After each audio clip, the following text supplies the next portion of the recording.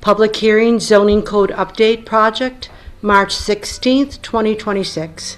Good evening. I'm Annette Ifollow, Mayor and Chief Executive Officer for the City of Lackawanna. Tonight's public hearing is being conducted to allow for public comment on proposed updates and refinements to the city zoning code. The Department of Development, in partnership with CNS companies, has been working on this grant-funded project administered by the New York State Department of State since January 2024. The project grant period ends December 31st, 2026, at which time all related work and approvals must be completed. To that end, and given the multiple sections contained in the zoning code, tonight's session is the second of 5 public meetings planned through the end of May. As required by New York State Municipal Home Rule Law, a notice was published on March 6, 2026 in Buffalo Business First, the city's official newspaper, as well as the city's website, bulletin boards, and other public venues. Everyone in attendance is asked to register at the front of the room and indicate if your desire to speak. Speakers are respectfully asked to reserve their comments to no more than 5 minutes. Tonight's meeting will be led by Chuck Clark, Lackawanna Director of Development, and Tom Voigt, a planner with our project partner, CNS Engineers. Steve Balin from City Code Enforcement is also in attendance. Chuck? Thank you and good evening. I just wanted to provide 2 pieces of background. I missed the first of these sessions. I was away, and so I think this is important context to hear what's happening tonight and in the future. So for those who aren't familiar, this zoning code update project was initiated to refresh the city's zoning code, which was last looked at almost 26 years ago. Okay, so what you have is content that isn't keeping pace with today's development environment. So for example, just 3 things that come to mind.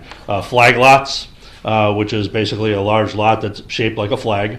Cannabis dispensaries didn't even exist 26 years ago, and short-term rentals was not necessarily a thing here in Lackawanna 26 years ago either. So one of the things is to update. What you're seeing tonight, the first of a series of revisions that'll happen, is we're attempting in this update to eliminate vague, confusing, and dated information. So for the biggest example I can give you is today we use terms like single-family residential to describe a very large piece of property that encompasses multiple streets and multiple neighborhoods. Well, labels mean things to people, and when you're as clear as single-family residential, that's what you expect to see in that area, okay? But in reality, if you go on streets like Shannon, Della, Sandra, West Elmview, Weber, there's multifamily homes there. And so you might say, what's the big deal? Well, the big deal is that if one of those single-family homes, needed to be knocked down and rebuilt for some reason or what have you, multifamily homes become a variance to the zoning code, when in reality you should be allowed because there are existing homes there to fit within there. So what you're going to see this evening is kind of the first step in a change of terminology that brings the city into a more modern view in terms of what they call their zoning districts, brings us consistent with other southern tier municipalities, south towns municipalities, and the third thing is hopefully designed to eliminate the zoning variance requests that come before the zoning board. Okay, so with that as background, you will see a number of changes in terminology in terms of what we call the districts, and then that will inform the future updates over the next 2 reviews in terms of the site plan uses and how those things fit. So with that background in mind, we open it up to questions, and Mr. Voigt from CNS and myself and Mr. Balin, to the extent we need, would be involved in answering any questions. Council President Fred Morano.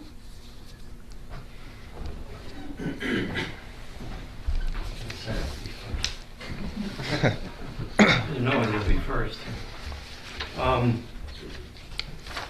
Thank you, everyone. Mayor, thank you, Director Clark and Tom. To begin with, I had some confusion in reading the materials because there's a reference and the need for a zoning map. Mm-hmm. and yet I didn't find any empowering language in anything that I read really addressing that issue. And then I went back and read the summary, and in the first paragraph it does says the zoning map will be drafted after the districts have been finalized. References to zoning maps in Article 3 establish the zoning map and its authority. I went through Article 3 again, and I don't see any language in it. It might be Article 2. Yeah, you're right. Is that, Yep, that's correct. is that accurate then? Yep. Okay, and the language that's in Article 2 is the empowering language, and that's the extent of it. Is that also correct? Yes. Okay. All right, then,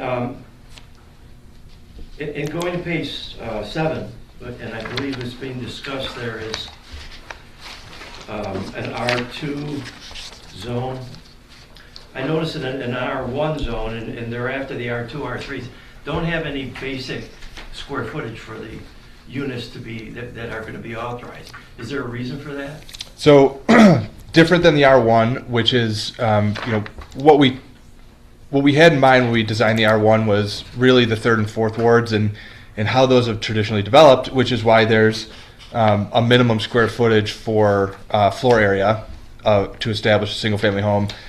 Different in the R2 and 3, what we try to do is provide more flexibility on lots that are typically a lot narrower, in many cases are a lot different sizes than you see in the third and fourth ward. So we felt that on the smaller lots in the first and second wards, we didn't want to require homes to be built at such a size that would be prohibitive of actually maintaining a little bit of green space on the lot as well. Okay, but having the general language in here, doesn't that become confused in the wards 2, 3, and 4? If really you're focusing on the narrower lots in the Ward 1, should there be some specific language that just addresses that issue in Ward 1? Well, we certainly could. However, I want to get us away from the wards specifically because these districts really can be mapped anywhere in the city, right? Generally, what we had in mind when we developed them is thinking about how different kind of each of the wards is and has been traditionally developed, but there certainly could be an R1 district mapped in the first ward or in the second ward. But the dimensional requirements that are described in the districts, the way they were thought of, were trying to fit the ward specifically. However, they could be mapped in a different way. So we certainly can add a clause in that differentiates between those. I'm curious to know if you have a recommendation on what that might look like. I'd have to give it more thought, but in the hopes of maintaining the neighborhood integrity, maybe it might call for something like that. Yeah. Without overcomplicating and reinventing the wheel, so to speak. Sure. It was just a thought, maybe something to consider. Can I follow up quick? So you're saying you'd like to see us explore adding a minimum floor area for the R2 and R3 districts? Or putting in qualifying language as to what the intent of that section is. Okay. To allow for construction on a 30-foot lot versus a 50-foot lot. Right. Yeah.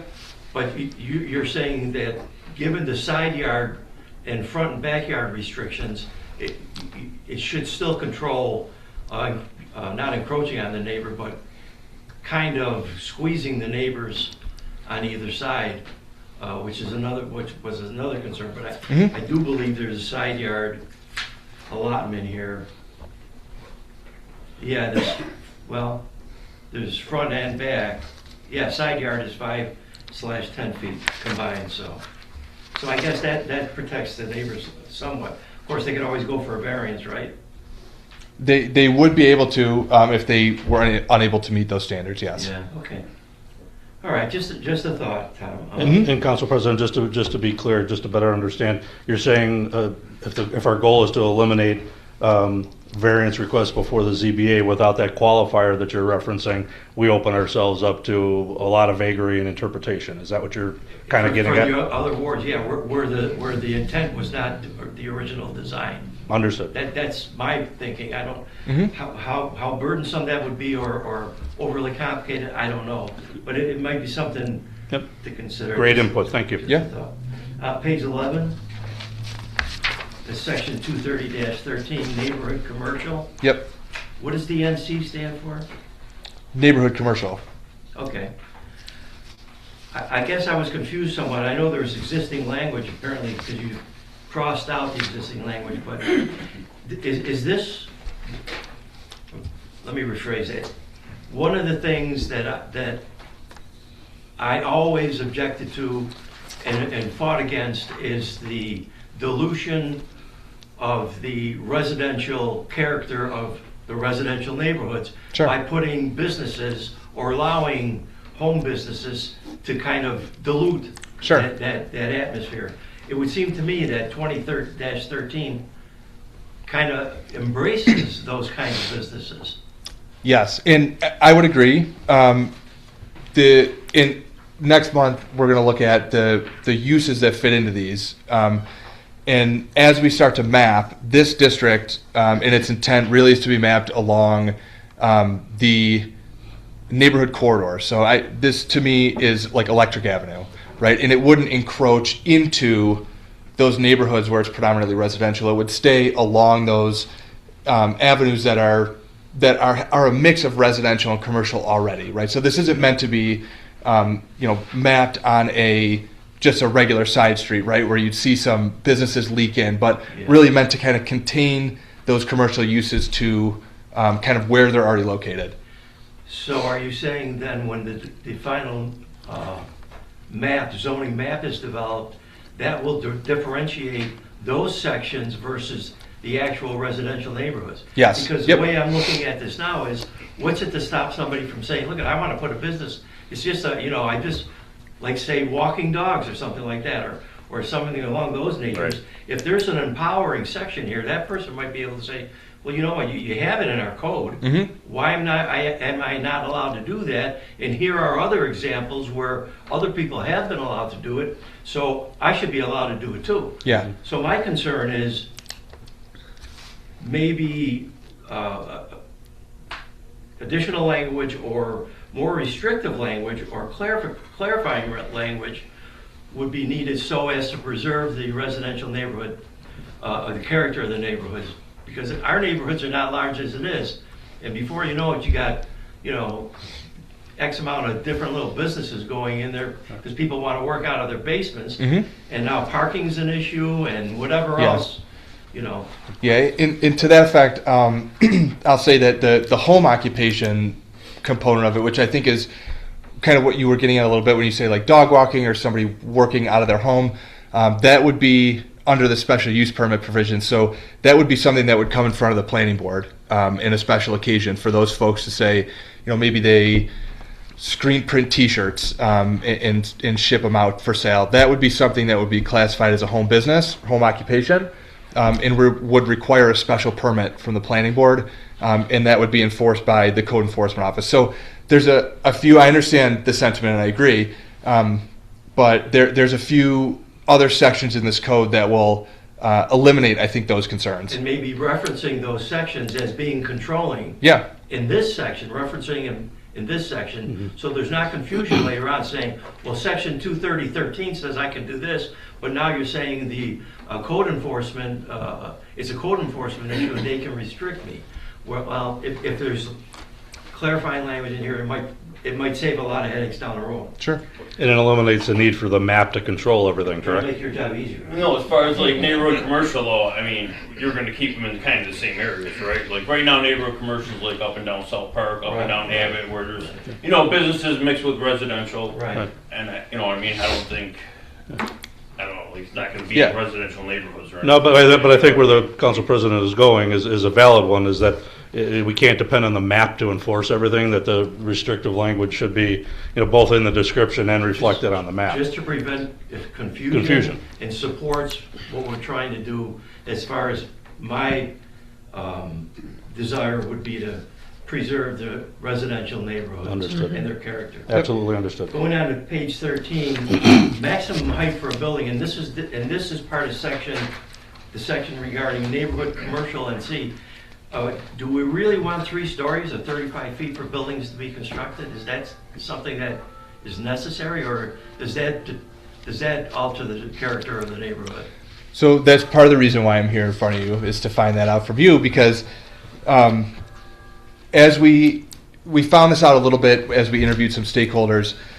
If we want to encourage different types of residential development, and by different types, really I'm talking about multifamily in some of these corridors, the break-even point for a lot of development is 4 stories. That's kind of been the industry standard as to what people can break even on in the development community to build new.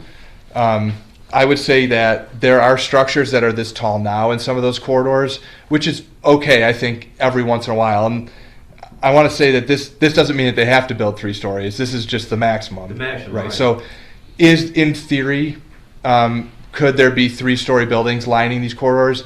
Yes. In reality, would that ever manifest? I don't think so. Has there been any consultation with the fire department and having to service those 3 stories versus a 2-story building? I mean, that's a consideration, right? Certainly, and that all takes place in New York State Fire Code. Not my area of expertise. However, we do have a public works official on our committee that's looked at this, and we certainly can reach out to the fire departments as well. My understanding of the fire code is that the difficulty in servicing some of these is the overhead lines. As buildings get closer to the street on some of these smaller parcels, maybe let's take Electric Avenue, for example, the presence of overhead lines and trees inhibit their access to the upper stories of the building. So, yes, certainly something we can consult with them on.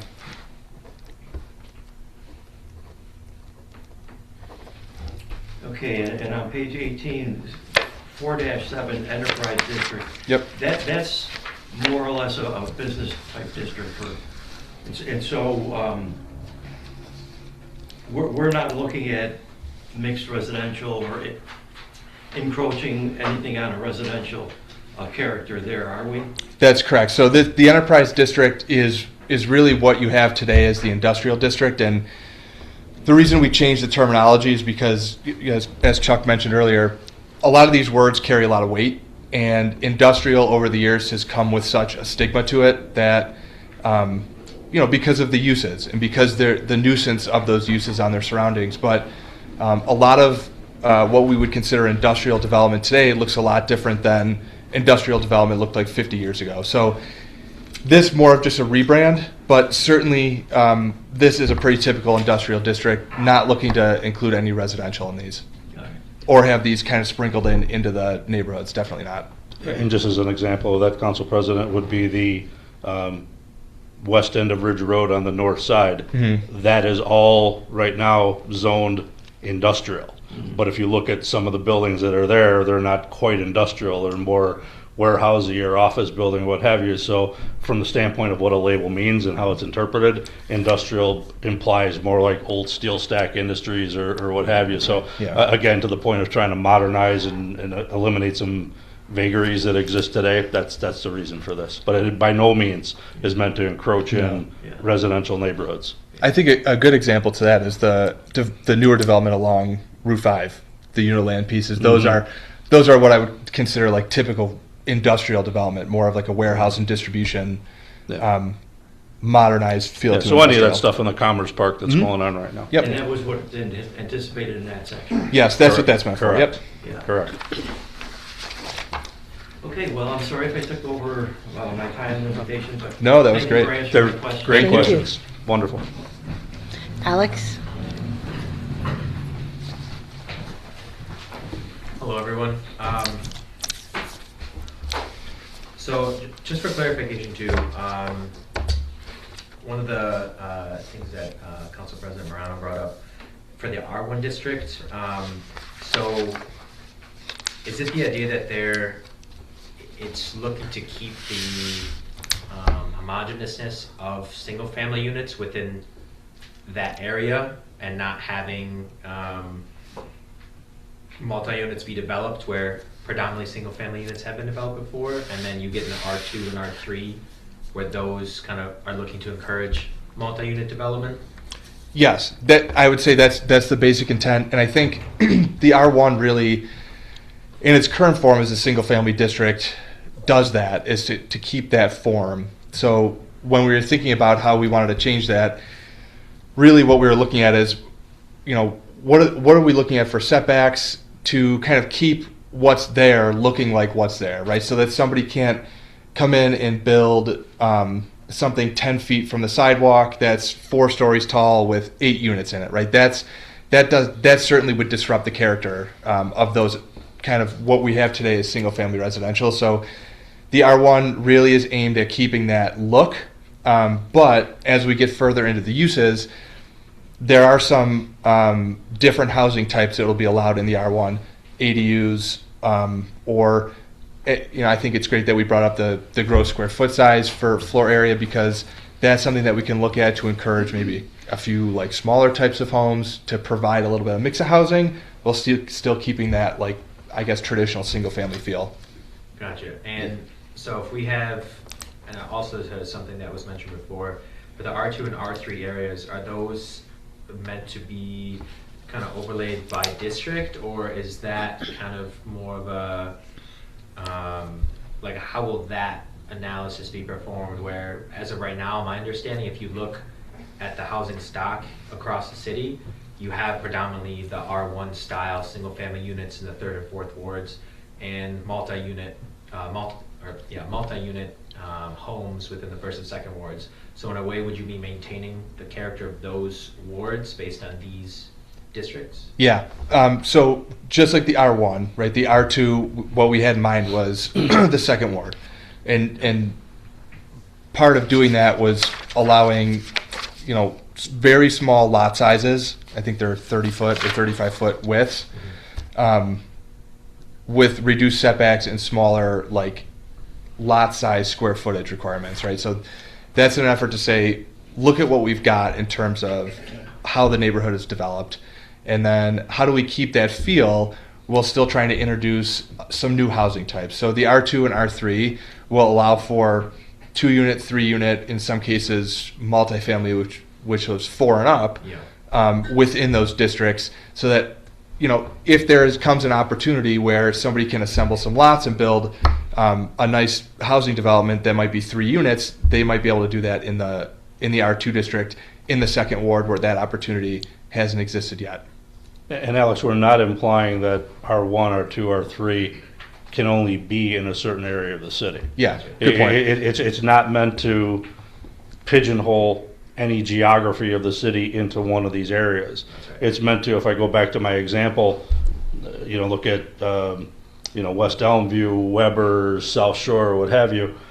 There's a mix of homes in there, but they're all under today the single family residential zoning area, which would, let's just take an extreme example. Let's just say there was a demolition of a single family home because of a fire or what have you, and the new owner wants to build a 2-family home. Well, today that's a variance, right? Where if it had the right nomenclature, if you will, R2 or R3, what have you, whatever's appropriate, it would allow that to happen without coming before the zoning board for a variance. It would be within right of the area, but it's not meant to geographically paint one area of the city one way or the other. Gotcha, and that's exactly where my thinking was, Right. because say in the example, you have a home demoed, say that new, a bungalow style home is created, and it matches the aesthetic of the rest of the homes, right? That makes sense that would not need a variance to be constructed there, where as of Correct. right now, it sounds like with the current zoning code there. In some areas it would, and if you take the flip side,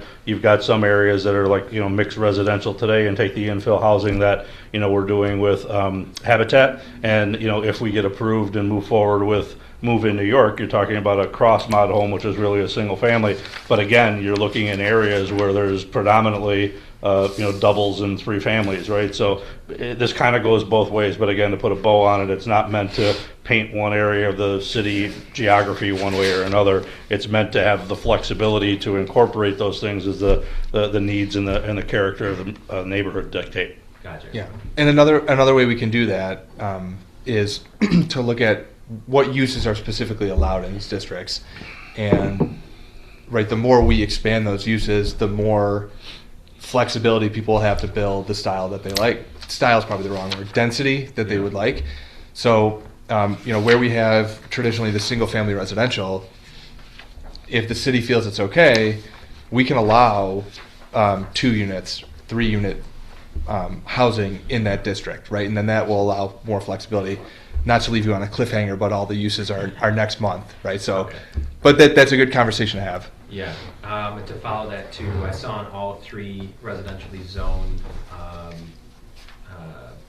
proposals, there's mention of ADUs, and I'm curious if the standards for ADUs will vary across zones, or if there will be a standardization of accessory dwelling units throughout all zones to allow that sort of flexibility. There will be, the way it's written right now is that it's a standard application across everything. I believe off the top of my head, it's no more than 1 per individual lot, Okay. substantially attached or within the existing structure.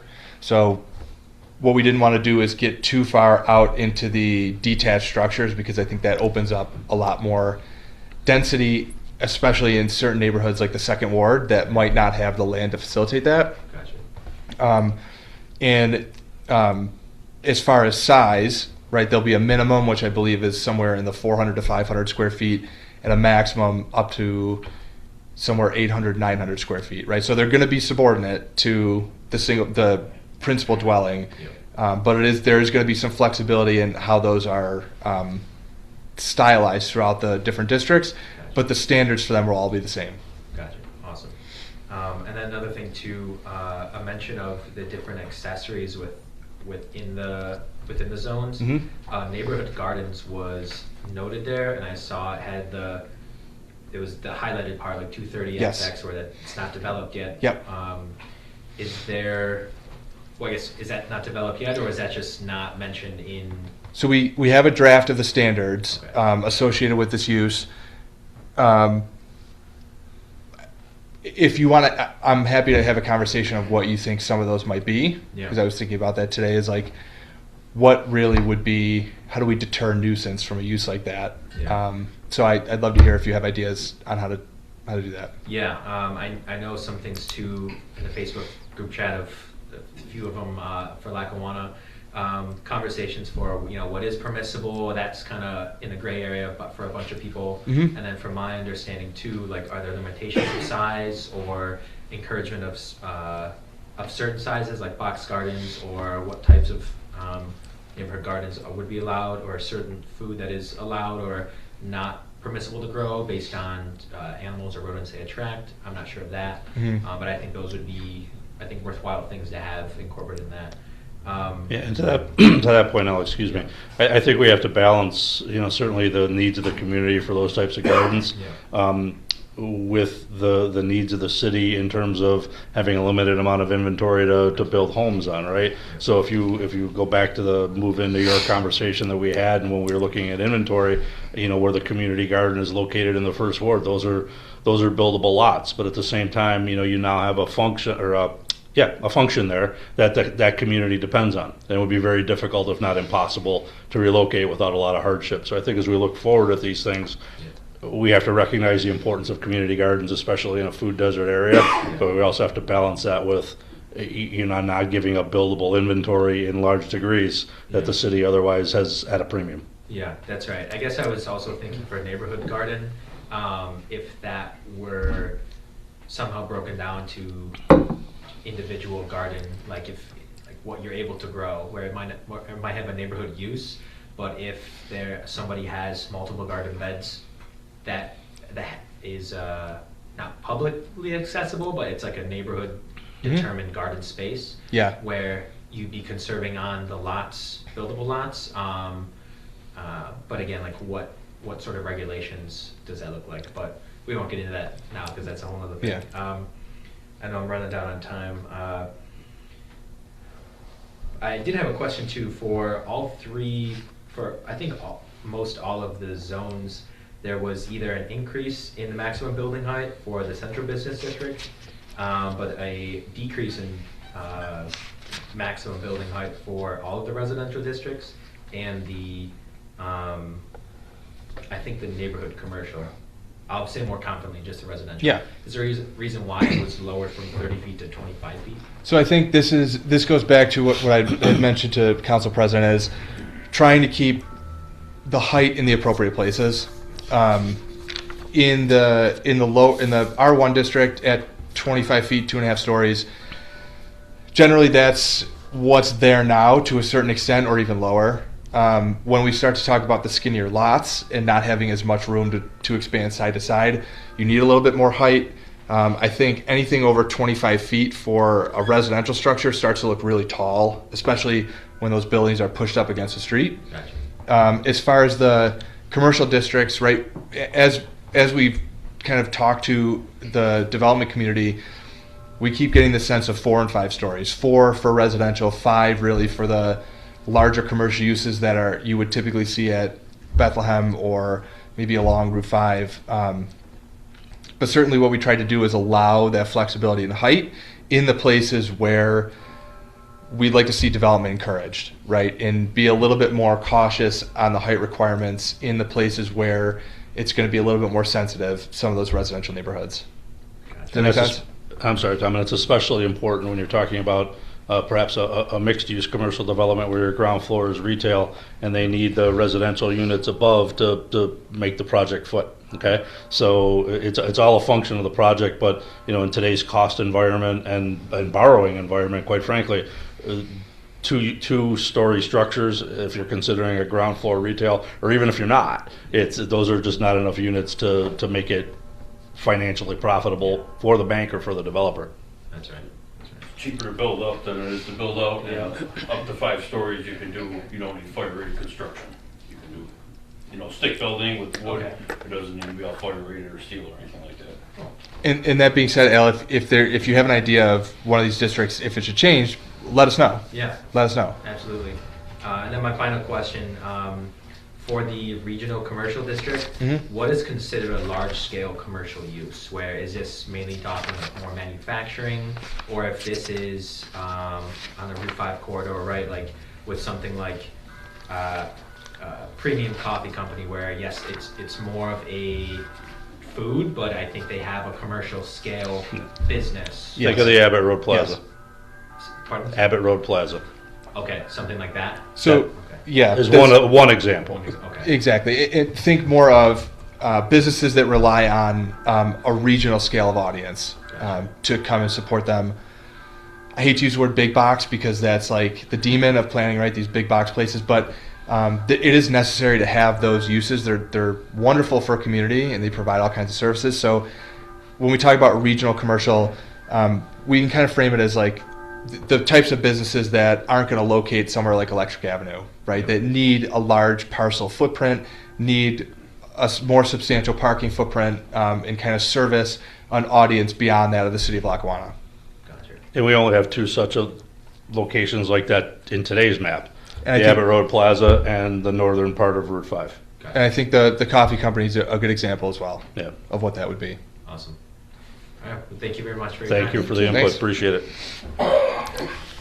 Thank you very much for attending. Thank you to all who are watching online. This public hearing is now concluded.